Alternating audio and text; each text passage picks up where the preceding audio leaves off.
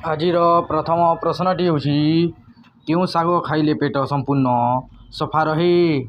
Option A ବଥୁଆ, option B କଲରା, option C ମେଥି, option D ସୋରିଷ।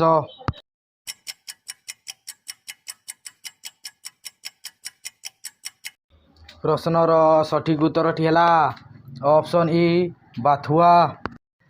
ଦ୍ୱିତୀୟ ପ୍ରଶ୍ନଟି ହେଉଛି ମାଛ ମାଂସ ଖାଉନଥିବା ବ୍ୟକ୍ତି କେଉଁ ଡାଲି ଖାଇବା ଉଚିତ? ଅପସନ୍ ଏ ମୁଗ, ଅପସନ୍ ବି ହରଡ଼, ଅପସନ୍ ସି କୋଳଥ, ଅପସନ୍ ଡି ଚଣା।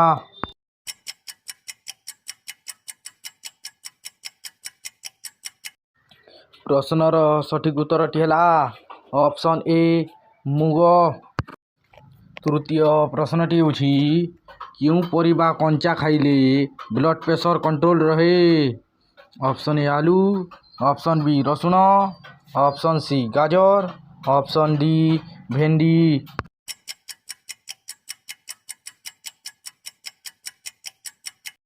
ପ୍ରଶ୍ନର ସଠିକ୍ ଉତ୍ତରଟି ହେଲା ଅପସନ୍ ସି ଗାଜର। ଚତୁର୍ଥ ପ୍ରଶ୍ନଟି ହେଉଛି କେଉଁ ଜୀବ ମୁହଁ ବାଟେ ମଳତ୍ୟାଗ କରେ? ଅପସନ୍ ଏ ହାତୀ, ଅପସନ୍ ବି ବାଦୁଡ଼ି, ଅପସନ୍ ସି ମେଣ୍ଢା, ଅପସନ୍ ଡି ହରିଣ।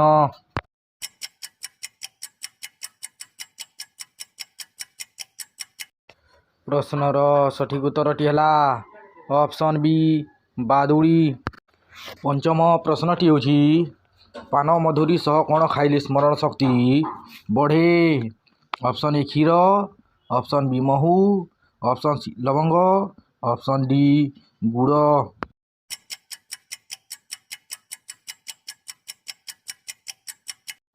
ପ୍ରଶ୍ନର ସଠିକ୍ ଉତ୍ତରଟି ହେଲା ଅପସନ୍ ଏ କ୍ଷୀର। ଷଷ୍ଠ ପ୍ରଶ୍ନଟି ହେଉଛି ଭାରତରେ କାହା ଗାଡ଼ିରେ ନମ୍ବର ପ୍ଲେଟ୍ ରହିନଥାଏ? ଅପସନ୍ ଏ ଗୃହମନ୍ତ୍ରୀ, ଅପସନ୍ ବି ପ୍ରଧାନମନ୍ତ୍ରୀ, ଅପସନ୍ ସି ରାଷ୍ଟ୍ରପତି, ଅପସନ୍ ଡି ମୁଖ୍ୟମନ୍ତ୍ରୀ।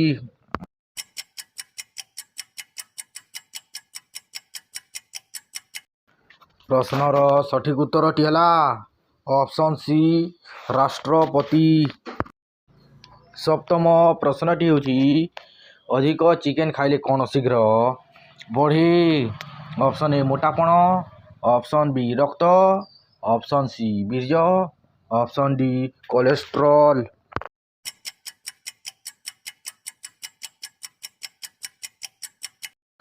ପ୍ରଶ୍ନର ସଠିକ୍ ଉତ୍ତରଟି ହେଲା ଅପସନ୍ ଏ ମୋଟାପଣ।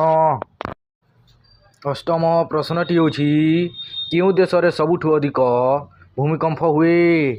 Option A Japan, option B Bharat, option C Africa, option D Nepal.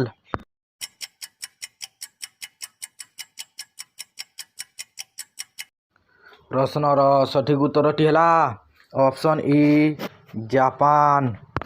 ନବମ ପ୍ରଶ୍ନଟି ହେଉଛି ପ୍ରତିଦିନ ସକାଳୁ କ'ଣ ଖାଇଲେ ମଣିଷ କେବେ ବି ରୋଗରେ ପଡ଼େ ନାହିଁ?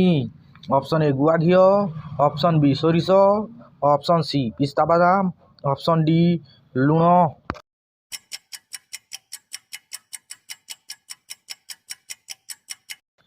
ପ୍ରଶ୍ନର ସଠିକ୍ ଉତ୍ତରଟି ହେଲା ଅପସନ୍ ଏ ଗୁଆ ଘିଅ, ଅପସନ୍ ସି ପିସ୍ତା ବାଦାମ।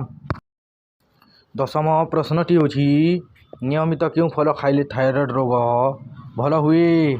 ଅପସନ୍ ଏ କଦଳୀ, ଅପସନ୍ ବି ଅଙ୍ଗୁର, ଅପସନ୍ ସି ସେଓ, ଅପସନ୍ ଡି କମଳା।